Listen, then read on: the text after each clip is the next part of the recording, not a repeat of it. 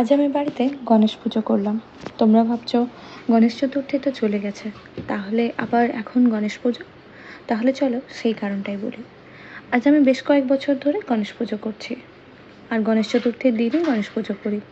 কিন্তু এবছর আমার এত শরীর খারাপ ছিল ওই দিন কি পুজো করতে পারিনি। মনটা খুব খারাপ হয়ে গেছিলো।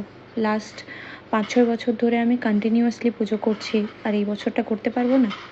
তারপর আমাকে মা বলল যে পরের সপ্তাহে থার্সডেতে একটা ভালো দিন আছে, সেদিন শুধু গণেশ পুজো নয়, লক্ষ্মী গণেশেরও পুজো করা যায়।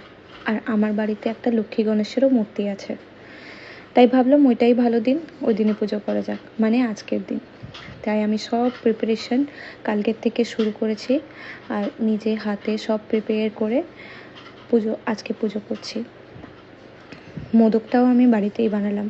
এত বছর কিনে আনতাম, কিন্তু এই বছর মনে হলো অল্প হাতে সময় আছে, তো বাড়িতেই বানিয়ে নিই সমস্ত প্রসাদ। হ্যাঁ, যেটা অ্যাকচুয়াল মোদক, যেটা চালের গুঁড়ি দিয়ে হয়, সেটাও আমি বানিয়েছি। এটা কিছুটা আমাদের পুলি পিঠের মতো, শুধু মোদকের ছাঁচে বানানো হয়। আর পুলি পিঠেটা যেমন দুধ দিয়ে সেদ্ধ করা হয়, এটা শুধু মোমোসের মতো ভাপ ভেপারে বানানো হয়। তোমরা যদি কেউ মোদকের কমপ্লিট রেসিপি চাও তাহলে আমাকে জানাবে, আমি আরেকটা ভিডিও শেয়ার করে দেবো। গণেশ পুজো আমি কেন শুরু করেছিলাম সেটাও তোমাদেরকে জানাবো।